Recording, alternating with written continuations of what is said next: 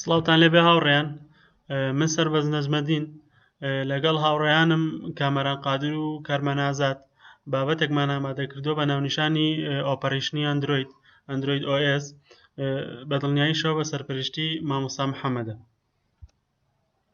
ئاوتلاینەکانی ئەم بابەتەمان بریتە لەم کۆمەڵە خەڵانی خوارەوە. یەکەم بابزانین ئەندروید OS چییە، دووەم مێژوویەکی کورت دەربارەی ئەندروید، سێەم تایبەتمەندیەکانی ئەندروید دەخینە ڕوو گرنگترین و تایبەتمەندیانی کە لە ئەندرویددا هەیە و ئاوتلاینێکی دیکەش بریتە لە ئەندروید فرەیموەرک، بزانین فرەیموەرک و ئارکیتەکچەری ئەندروید چۆنیە، هەروەها لە باسی لایەنی هاردوێرەکەین و باسی ئەو دیڤایزانە یەکەین کە ئەندروید OSی لەسەرە، خاڵێکی دیکەش پلاتفۆرم یوزەیجە و باسی لایەنی سکوریتی و ئەو سەرچاوانەشی کە بچمان پێبەستۆ لە ئامادەکردنی ئەم بابەتە.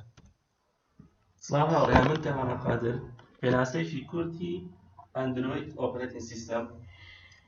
ئەندروید OS سیستەمێکی کارپێکردنە کە لەسەر ناوچی لینۆکس 2.6 بناغی گرتووە و ئەم سیستەمە بەکاردێت لە ئامێری مۆبایل و مۆبایلی زیینەک و تابلێت و کۆمپیوتەر و ئۆتۆمبیلدا.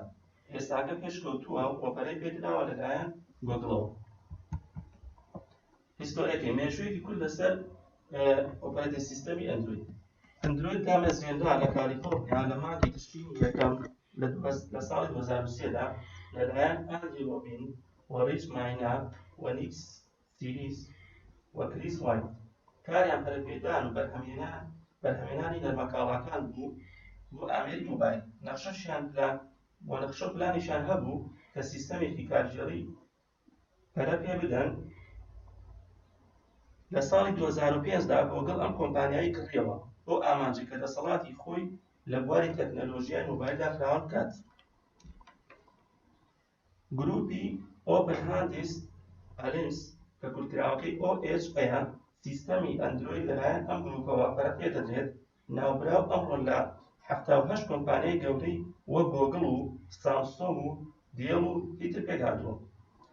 سیستەمی کارژێڕی ئەندروید لە ساڵی 2008 بڵاوکرایەوە یەکەم ڤێرژنی. سڵاو هاوڕێیان، ئێستا تایبەتمەندیەکانی ئەندروید هینەکەین. کارمەن ئازاد. ئەندروید ئەتوانێت چەند بەرنامەیەک لێ کاتا ڕەن بکات، هەروەها سەپۆرتی VGA گرافیکی VGA بکات کە 2D 3D هەیە. باشترین بازاری ئێستا لە ئەمڕۆیە باشترین بازاری هەیە بەرنامە، واتە زۆر بەربڵاوە. ئەندروید ئەتوانێت ڕێگا پێ ئەدات کە گۆڕانکاری بکەیت لە کات و شوێنە بە خێرایی لە هەر شوێنێکا بێت و کۆمەڵێک هەڵبژاردی بەسوودت ئاەتی تەندروستی، کۆمەڵێک زانیاری بینرا و ئەداتێت لەسەر هۆم سکرین. هەروەها ئەندروید سەپۆرتی واتە پشتگیری جاڤا ئەپلیکیشنیش ئەکات، واتە ئەتوانی بە جاڤا ئەپلیکیشنیش ئەندروید دروست بکەیت. ئەندروید فرێموەرکەکەی چییە؟ چەند ئەپلیکیشنێکمان هەیە کە وەکو ئەلەرم و هینەکانە SMS و ڤۆیس دیتێڵ و ئەوانەیە.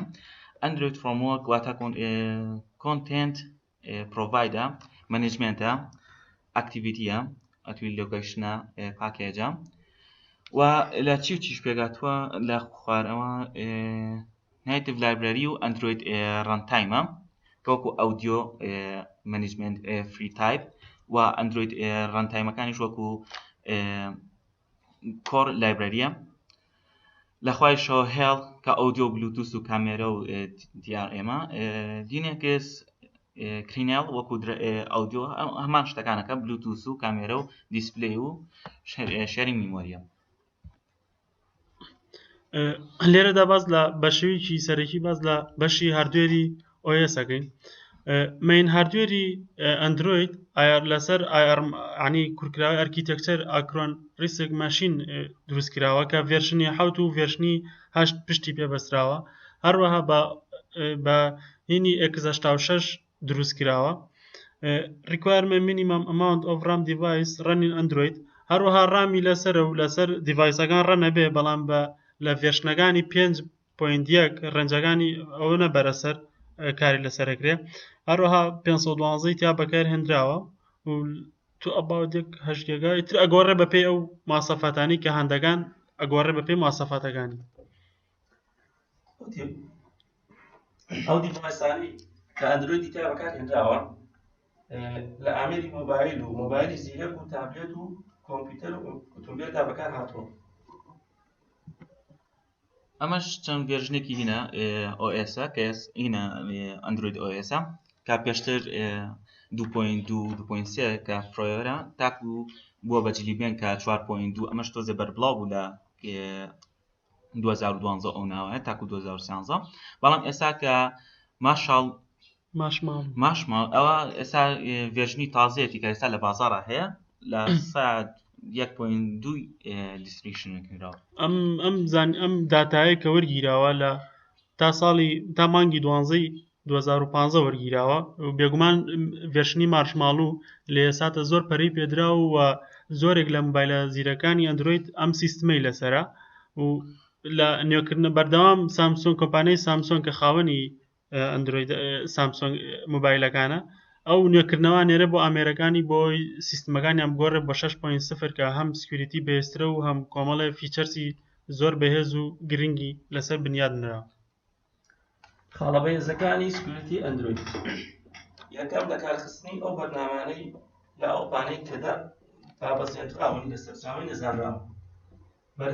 دووەم بەرزکردنەوەی ئەندروید 3.0 یان زیاتر. سێهەم داونلۆدکردنی بەرنامەی ئەنتی ماڵوێر. کۆنەکرد نەبوون بە وایفای نێتۆرکی نەزانراوە واتە خۆی کۆنەکرد نابێت بە وایفایەکەوە کە تۆ پاسوۆرد شتەکە و لێ نایابێت. دامەزاندنی بەرنامەی قفلی ئۆتۆماتیکی واتە تۆ ئەتوانی چەند بەرنامەیەک دابەزێنی لەسەر مۆبایلەکە و کە قفلی ئۆتۆماتیکی خۆی بکات و شاردنەوەی زانیاری هەستیار بە شێوەی نهێنیکردن واتە ئینکریپشن لێر. خاڵێکی دیکەی بەهێزی لایەنی سکیوریتی ئەندروید ئەوەیە کە ئاگادار دەکاتەوە لە هەڕەشەی SMS و لە SMS و لە ڕێگەی SMS بێگومان زۆر شتەکرێت زۆر ئەتوانرێت دەست بەسەر مۆبایلەکە بگرێت لە بەناردنی کۆمەڵە لینگیان کۆمەڵە کۆد بەڵام ئەندروید توانای ئەوەیە کە بەرپەرچی ئەمە باتەوە. خاڵێکی دیکەی بەهێزی ئەوەیە کە لەسەر سیستمی لە برەوسەری گوگل کرۆم کار دەکات. خاڵی نوێمیشی ئەوەیە دانانی قفڵە بۆ شاشەکە بلێتر لە ڕێگەی ژمارەوە بێ لە ڕێگەی لەمسەوە بێ لە ڕێگەی پەنجەمۆرەوە بێ و کۆمەڵێ فیچەرسی زۆر باشی بۆی هەیە. خاڵێکی دیکەی بەهێزی ئەم کاتێکە بۆ نمونە هەرێکێک لە ئێمە قابلی ئەوەین کە مۆبایلەکەمان ونکەین یا مۆبایلەکەمان ببردرێ دەتوانین لە ڕێگەی دابەزاندنی بەرنامەیەکەوە بۆ ئەم مۆبایلانەمان پلانی بیجێبەجێگە کە هەڵدەسێت بە دۆزینەوەی مۆبایلەکەمان لە هەر شوێنێک بێ بەڵام بەمەرجێ کە GPS-ەکەی کارابێت و مۆبایلەکە هەڵکرابێ بەڵام ئەگەر لە کاتی کوژانەوە بێت ئەوە هیچ دەسەڵاتی شوێنێکی تیانە. ئەمە تا ڕادەیەک خاڵێکی بەهێزی سکیوریتی ئەندروید OS-ە. بۆ ئەم بابەتەشمان پشمان بە کۆبەڵێ ریفرەنس بەرسووە کە لە پێشەمیانەوە سایتی فەرمی ئەندرویدە android.com هەروەها یەکێکتر لەو سایتانە کۆمپیوتەر ویگلیە و سایتێکتر بلاک هات و ڤیراکۆتە. سوپاس بۆ ماوەی کە بێمەتان بەخشی گوێتان لێمەگر من ساربەست و کارمەن و کامەران ئەم بابەتەمان پێشکەش کردووی هیوادارین سوودێکی ئێوە هەبوو بێت.